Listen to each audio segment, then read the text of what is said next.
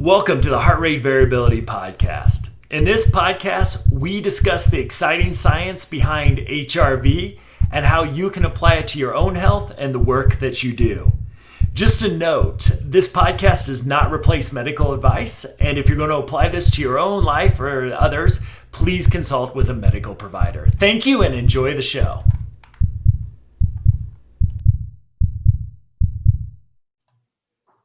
Hello, everybody, and welcome to another episode of the Heart Rate Variability Podcast. This is Jeff Summers here, co-founder of Optimal HRV, with my partner in crime, Matt Bennett. Matt, Hey, Jeff.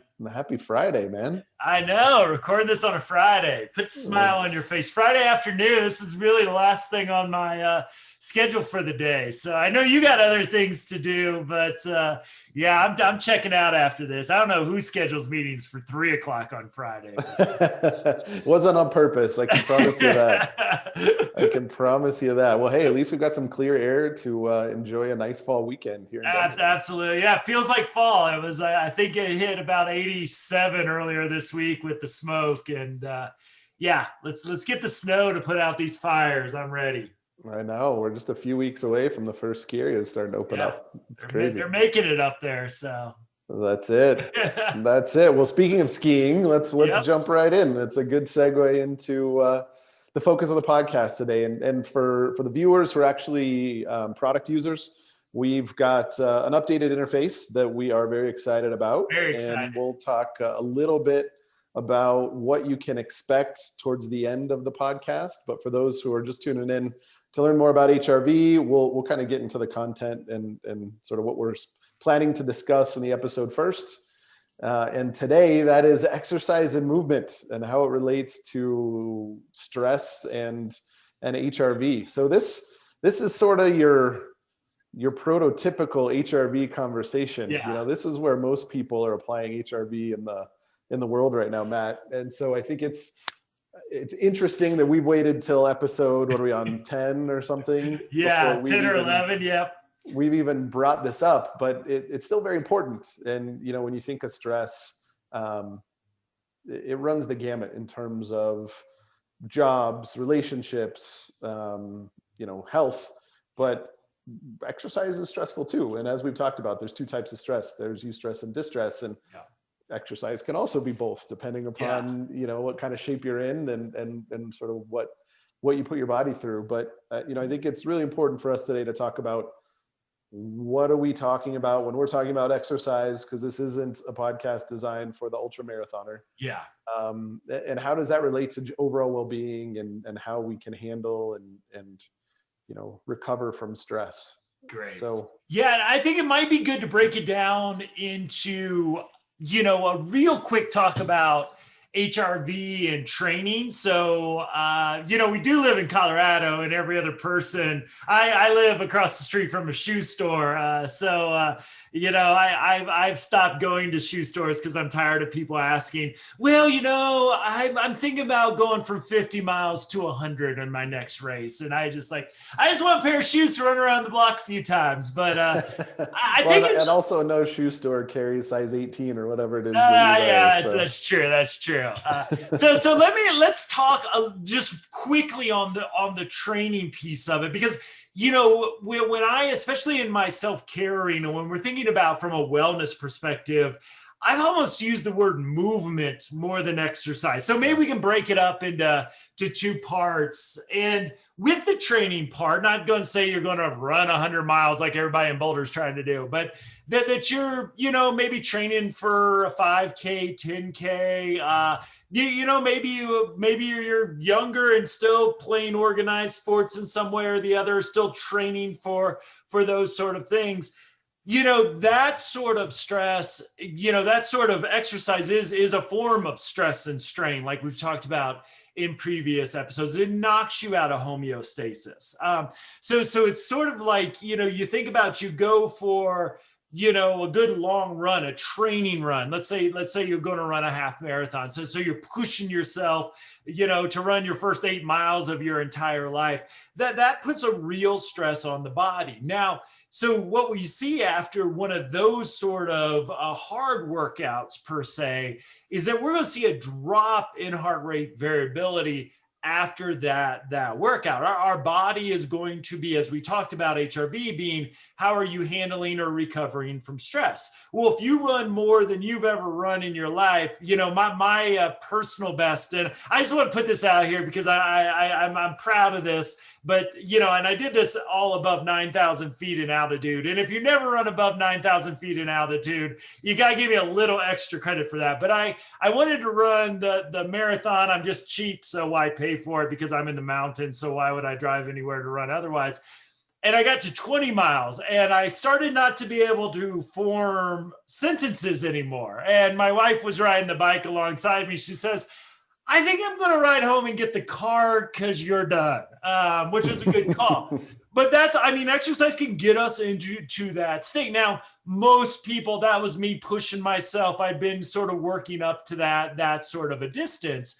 But there is that strain. Now, the great thing is when we recover and we give our body a chance to rest, the strain we put on our body builds our muscles. We know, just if you haven't heard about it, when we work out, we'll have micro tears in our muscle. And when those heal, that's how our muscles grow, build more resiliency, more strength. So anybody doing a hard workout is really stressing out the body.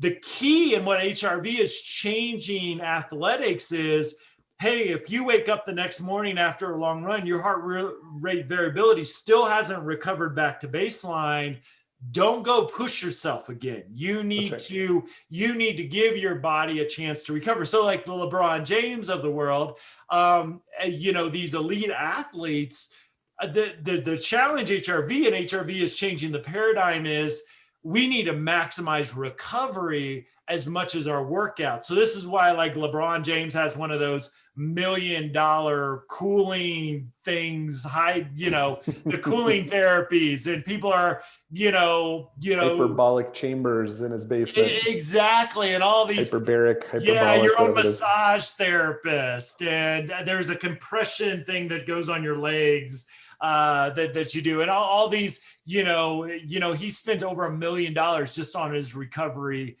stuff, plus maybe 10 minutes, a ridiculous amount of money every year.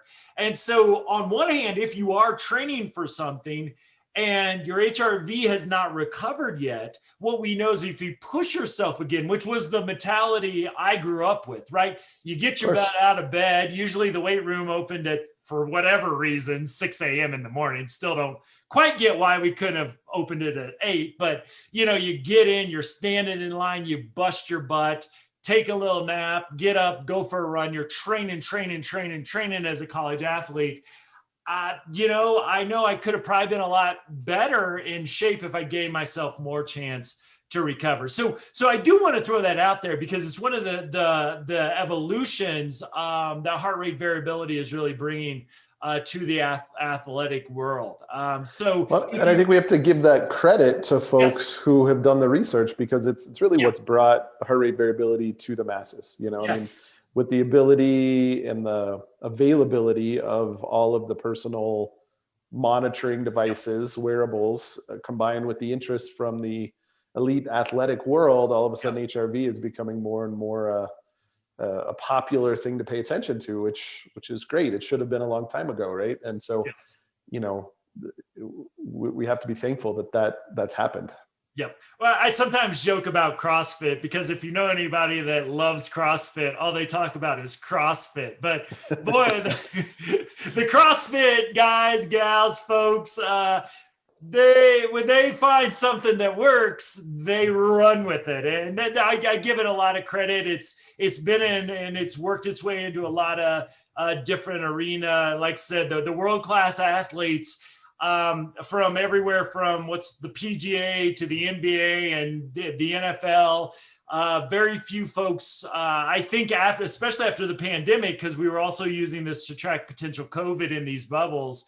I'll be surprised within 2 years if anybody who gets paid to be an athlete is not tracking their HRV on a daily basis, and probably in a very intense way. So again, I wanted to throw that out there just to say, hey, our app tracks this as well. If I don't get home from a flight late and my HRV is in the red, I'm not probably going to go for a run that day. I just know if I do, I'm more vulnerable to illnesses and other things that I might be exposed to.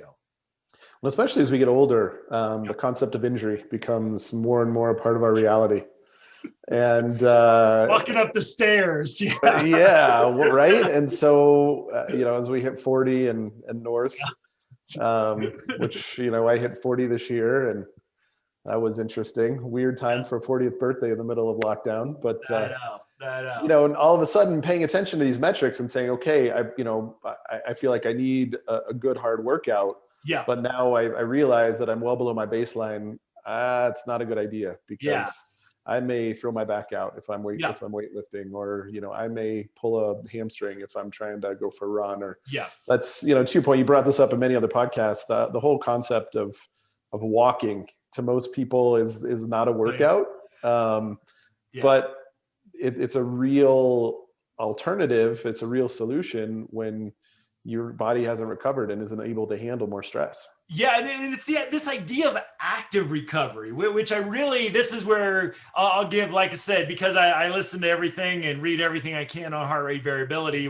This is one of the things I've really come to appreciate is, and you see this out of the neurobiological research as well, is human beings are really designed to walk. I mean, we can do, it's interesting if you read like the Born to Run and some other books that really study these cultures that still do this long distance sort of hunting mentality and running's It's apart. We can run, but they're usually running at a fairly slow pace. And so, we're sort of designed as human beings to move at a let's just say a brisk pace, somewhere between a jog maybe and a quick walk is sort of that kind of ideal thing. So just because your heart rate variability is in the red doesn't mean, and this is where my thought about using more and more the word movement comes in. Right. I've integrated like today, for example, I've had a great week, but it's been a long week. I'm in this really fun project, but when I'm in really fun creative projects, my mind doesn't shut off, so I don't sleep great. And I know we just did a sleep episode, so nothing like talking about sleep hygiene and teaching everybody else how to sleep well, and then having a terrible week of sleep myself. But so I've not had the like physical energy that I normally have had. So, what I do is I'm going to go on this lunch. I did a 2.5 mile walk with the dogs, put on music, and I'll probably do that this evening as well. And so the whole call to this, and this is for the folks that aren't training for a half marathon or even a 5K, is, our bodies are designed to move when we experience stress. And again, that's where the movement comes in. And exercise is a great form of movement. So I'm not, and check with your doctor on this if you think you need to check with your doctor. Don't sue us if you get up and run 18 miles and pass out. So, but this like whole idea like of just moving, taking a long walk, because what happens is human beings, we grew up where stress really required a physical reaction, right? Something might be a predator, might be in our environment, and we need to get away from it, the flight response. Something might attack us, and we got the fight response. And there's this great neurobiological saying is zebras don't get ulcers, because what stresses a zebra out? A lion's trying to kill it and eat it. Well, as that's happening, the zebra is running. So if the zebra gets away, it's not carrying that stress forward with it. It has worn out that stress. So, it's got the cortisol out of its body. It used it to escape the lion, and it pretty much just goes back to eating grass afterwards. Homeostasis. Yeah, exactly. And so when you think about human beings in our sedentary, for most of us, our sedentary jobs is outside COVID, we'll commute to work, which is, stressful for a lot of us. We'll be at work, which is naturally stressful, and we'll be sitting down most of the time. Then we commute back, which is also stressful. If we don't add movement, we just keep that cortisol in our system, and it can become toxic to our body and our mind, as we've talked about the effects of cortisol and stress in previous episodes. So, again, in exercise, getting that vigorous activity, there is a place for that. And it does hold, depending on your whatever level you're at, working up a sweat is a good thing. I don't want to discount that. I still, even with this idea of active recovery movement, I'm still trying to run 2 or 3 days a week, and I throw in this is a whole different arena of a conversation, but I do some martial arts training, which don't go anywhere like I'm going to get in an MMA ring anytime soon. But it's just a way to get some upper body workout for me in a time where the gym is closed. So, I worked some of those vigorous activities where I'm working up a good sweat, getting my heart rate up. I have to have that recovery process with my heart rate variability.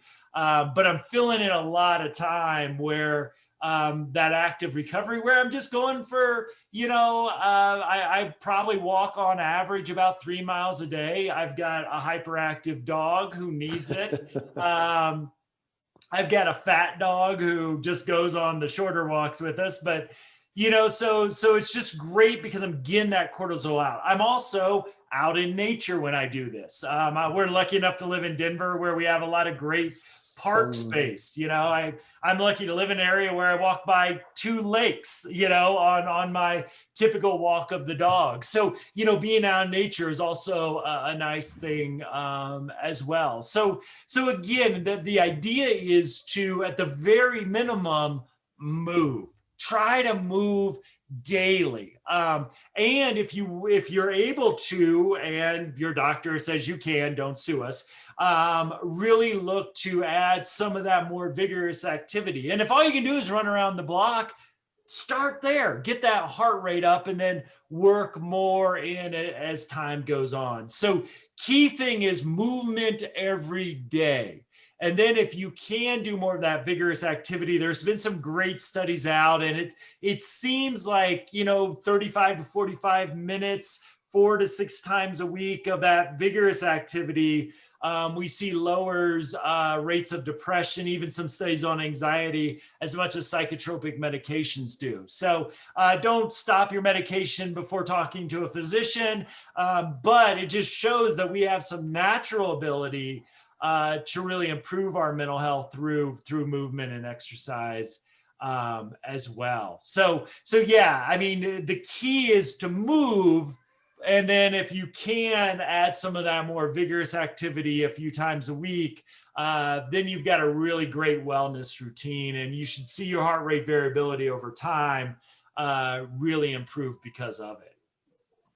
That makes sense. And apologies, my Zoom dropped in the middle of that. So if you lost me, or if it looked like I wasn't responding, that's why. I just kept talking, Jeff. Okay, no, that's good. I just so let's apply that, right? I don't think anybody out there would argue that they just generally feel better if they get up and move a little bit. Yeah. And to your point, whatever your threshold is great. But let's apply that to, I think you've done a good job of helping everybody sort of understand what that means for them as an individual.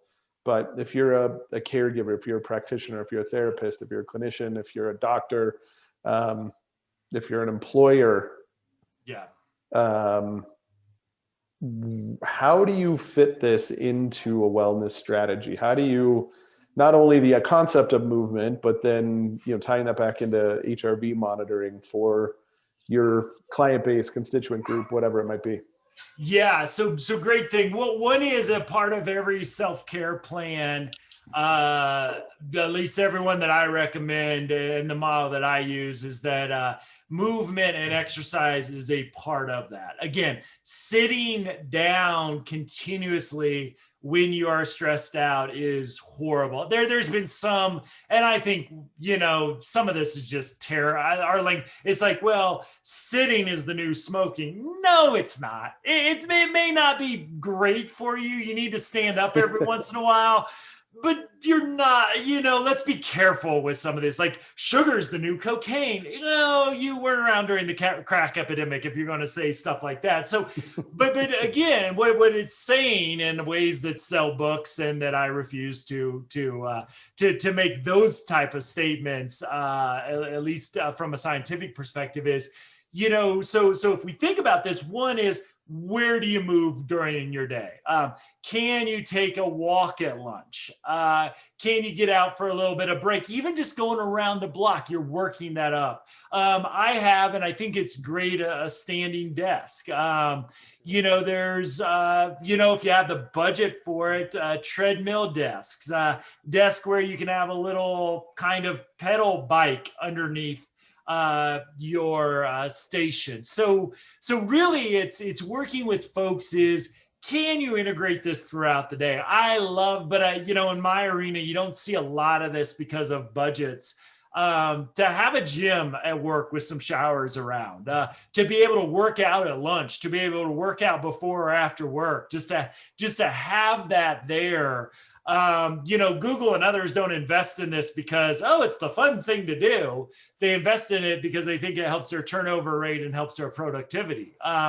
So it's working with folks as part of an overall self-care strategy, to say, okay, what in your life, and really this is up to the individual employee, unless you have the money to do bigger and better things, like, again, standing desk with treadmills or other things, to have them thinking about that. What do you do every day to get some movement in? And again, if all it is, hey, I live in, northern Canada, and it's freezing out in the winter. Well, okay, then can you walk around the block? Can you walk up and down stairs? Can you do a few push-ups or a plank? Jumping jacks. Yep. Something to get that movement in. So, it's really, for most employers, it's going to be up to the individual to decide what that is. But the encouragement and the education we can give folks is, how do you get movement in as part of your day? And again, if there's a lunch break and there's a treadmill in the facility, or they can get out and go for a walk, really encourage them to do that as well.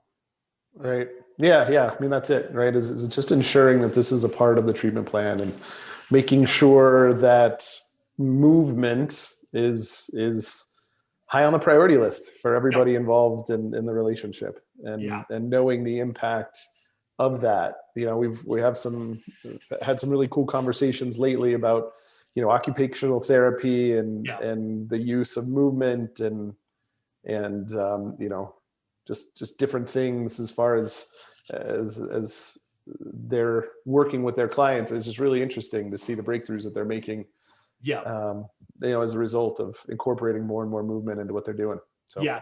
And we see this. I mentioned the mental health perspective, obviously physical health, if you don't overdo it, but also we see folks that work out have bigger prefrontal cortexes. They have more neurogenesis, which is the creation of new brain cells. We don't create a ton of new brain cells because you don't want to wake up with a fourth of a new brain every day. That would be weird. But, over time, because of aging, injuries, other things, we do gradually create new brain cells, a process called neurogenesis.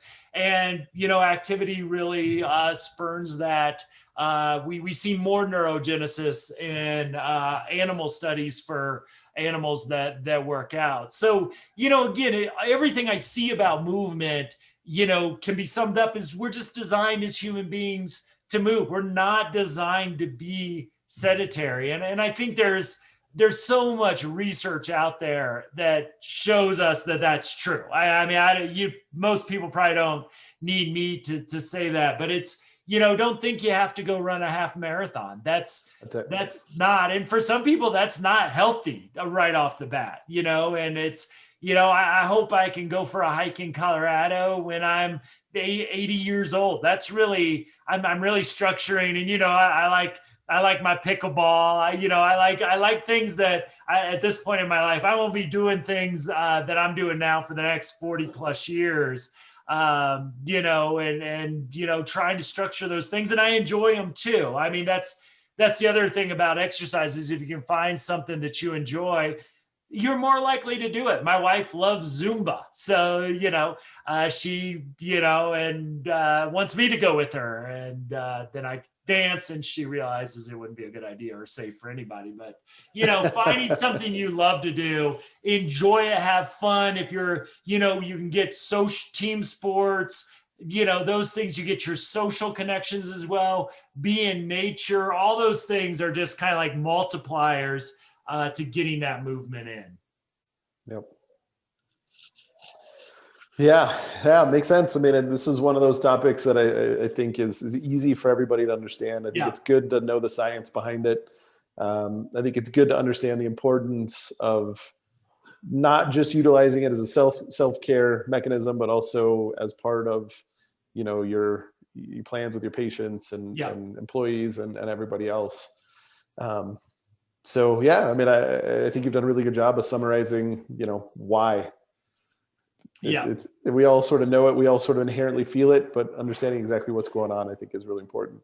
Absolutely.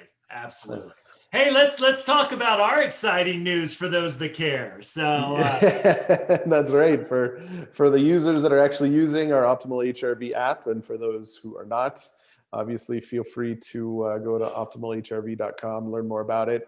Available on the Apple Store or Google Play Store. You search for Optimal HRV, you can download it. But yeah, we had some pretty significant changes. So maybe you can kind of start, Matt, in terms of why we made the changes. I think that's important before we even talk about what the changes are.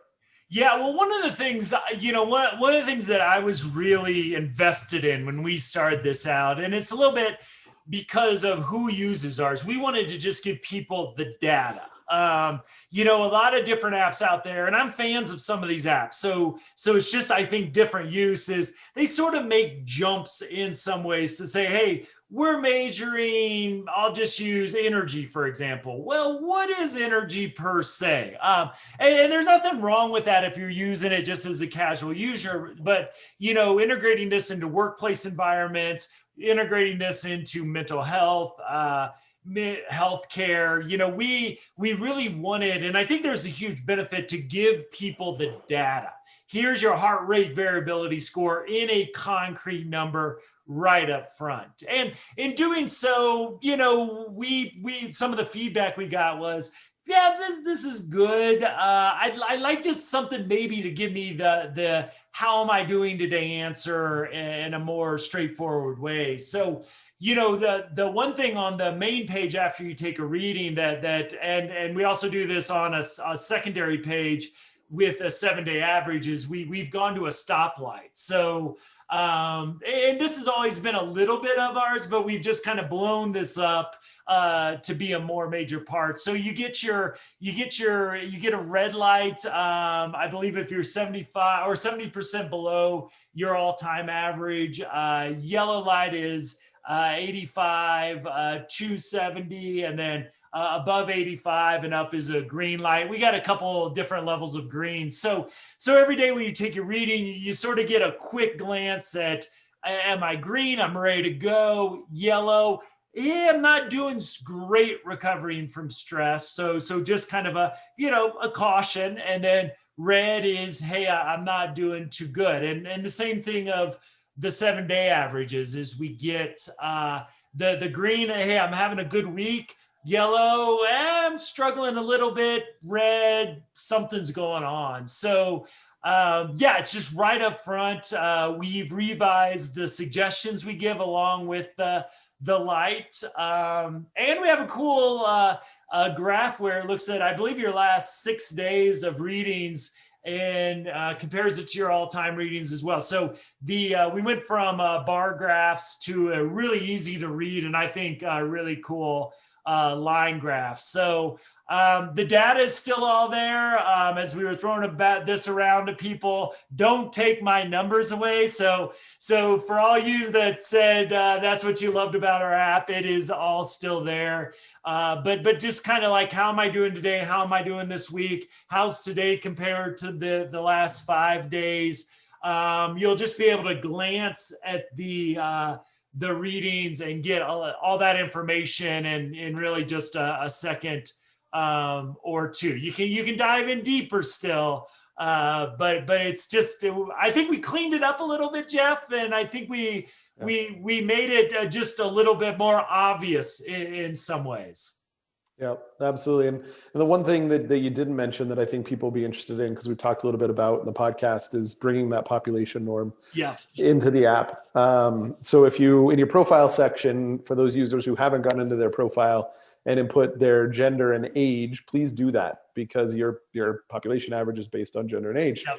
So what this is going to do now is obviously you're more concerned with your baseline and trying to outperform your baseline and see a continued increase in that score. But now you can sort of relate your scores to the quote unquote population average, just to get another idea of baseline. You know, I mean, obviously there's so much that goes into this, you know, from a genetic standpoint, but it's just one more barometer to understand sort of how you're doing as far as, you know, a human at your age for your gender. Yeah, and I think that's a huge, again, as you said, we don't want people to obsess about the population norms. There's not honestly wonderful data out there for population norms. There's sort of a gold standard study, which is what we use. But even if you're not familiar with standard deviations, basically there's an average, and we use the average, which is, you know, you take the number of people in the study, you take all their scores and you divide it by the number in the study and you get one solid number.